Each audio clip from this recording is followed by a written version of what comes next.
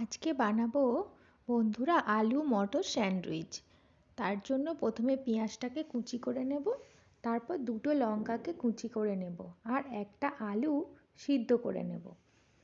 তারপর প্রথম কড়াইতে তেল দিয়ে তাতে একটু পেঁয়াজ কুচি দিয়ে দেবো। পেঁয়াজ কুচি দেওয়ার পর পেঁয়াজটাকে হালকা ভাজবো, যেন পেঁয়াজের কাঁচা গন্ধটা চলে যায়, কিন্তু পেঁয়াজটা যেন পুরোপুরি লাল লাল না হয়ে ভাজা হয়।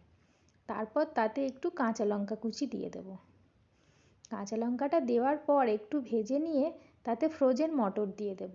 মটরটা হালকা ভেজে নিয়ে তার মধ্যে গুঁড়ো মশলা অ্যাড করব। প্রথমে দেব লঙ্কার গুঁড়ো, তারপর দেব হলুদ গুঁড়ো, তারপর দেব ভাজা জিরের গুঁড়ো, ধনের গুঁড়ো দিয়ে একটু কষিয়ে নিয়ে তার মধ্যে সিদ্ধ করা আলুটা দিয়ে দেব। আর একটু তার সঙ্গে বন্ধুরা লবণ দিতে কিন্তু ভুলবে না। তারপর আলুটাকে ভালো করে ভেঙে ভেঙে মশলার সঙ্গে মিশিয়ে নেব। তারপর আমাদের তৈরি হয়ে গেল আলু স্টাফিং।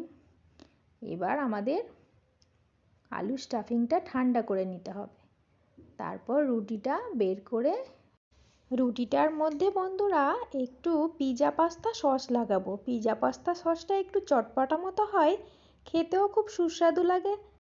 সসটাকে নিয়ে রুটির একটা পিঠে লাগিয়ে নেব, তারপর তার মধ্যে আলু স্টাফিংটা ভরে দেব, দিয়ে তার ওপর থেকে স্লাইস করা চিজ দিয়ে দেব।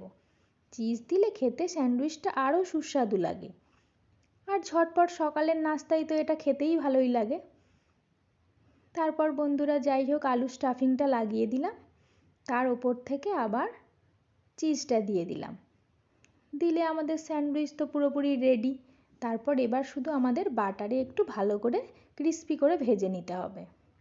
আমুলের চিজ দিয়েছি যাতে খেতে খুবই সুন্দর হয়। তারপর বন্ধুরা স্যান্ডউইচটা নিয়ে ভাজার পালা।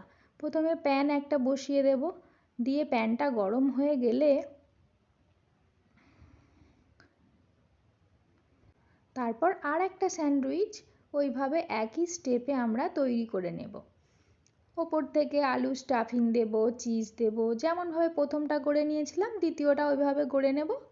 তারপর আমুল বাটারটা নিয়ে ওই স্যান্ডউইচের ওপরের পিঠটা ভালো করে লাগিয়ে দেবো, যেন ভাজার পর একটা মুচমুচে ভাব থাকে। ভাজা হয়ে যাওয়ার পর যে ক্রিস্পিনেসটা থাকবে তাতেই স্যান্ডউইচটা খেতে সুন্দর লাগবে। তারপর স্যান্ডউইচটা তাওয়ায় দিয়ে একটা ভারী কিছু ওর ওপর চাপিয়ে দেব, যাতে স্যান্ডউইচটা ভালোভাবে সেট হয়ে যায়।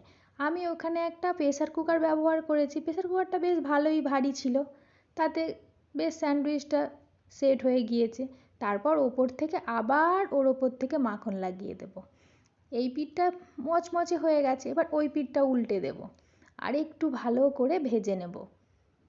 ভাজা হয়ে গেলে একটা লাল লাল কালার চলে আসবে, তখনই আমাদের স্যান্ডউইচটা পুরোপুরি রেডি হয়ে যাবে। তারপর স্যান্ডউইচটা তুলে নেব। বন্ধুরা স্যান্ডউইচের আওয়াজ তোমাদের শোনাবো, খুব ক্রিস্পি হয়েছে। আমি একটা ছুরি দিয়ে তোমাদের আওয়াজ একটু পরে শুনিয়ে দেব। আবার দ্বিতীয় স্যান্ডউইচটা ওই একই স্টেপে একইভাবে গড়ে নেব। আবার ওই প্রেসার কুকারটার ওপর তুলে দেব, যাতে তাড়াতাড়ি সেটও হয়ে যায়, এবং আবার ওপর থেকে মাখন লাগিয়ে দিয়ে এপিঠ ওপিঠ ভালো করে সেঁকে নেব। এবার আমাদের দুটো স্যান্ডউইচই রেডি হয়ে গেছে। স্যান্ডউইচটা তুলে নিয়ে কড়া থেকে বন্ধুরা তোমাদের আওয়াজটা শোনালাম, দেখেছো তো কেমন ক্রিস্পি হয়েছে। এবার স্যান্ডউইচটা মাঝখান থেকে কেটে নেব।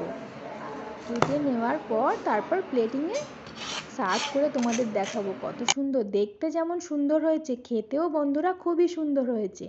আপনারা সকালের নাস্তায় কিংবা সন্ধেবেলায় একটু চায়ের সঙ্গে একটু হালকা খিদে পেলে এটা খেতে পারো, খুবই ভালো লাগবে, খেতেও সুস্বাদু হয়। আর অল্প কিছু দিয়ে বানানো হয়ে যায়, ঝটপট তৈরিও হয়ে যায়, কোনো ঝামেলা নেই। বন্ধুরা আমার এই স্যান্ডউইচটা যদি তোমাদের ভালো লাগে তাহলে আমার চ্যানেলটা সাবস্ক্রাইব করে এবং পাশে থাকার চেষ্টা করবেন। আর আমার এই ভিডিওতে একটা লাইক দিয়ে দেবেন আর চ্যানেলটা একটু শেয়ার করে দেবেন। আপনারা ভালো থাকবেন, সুস্থ থাকবেন আর নিয়মিত আমার ভিডিও দেখবেন বন্ধুরা। আজ তবে আসি, আর অন্য দিন আসবো আর একটা নতুন ভিডিওর সঙ্গে।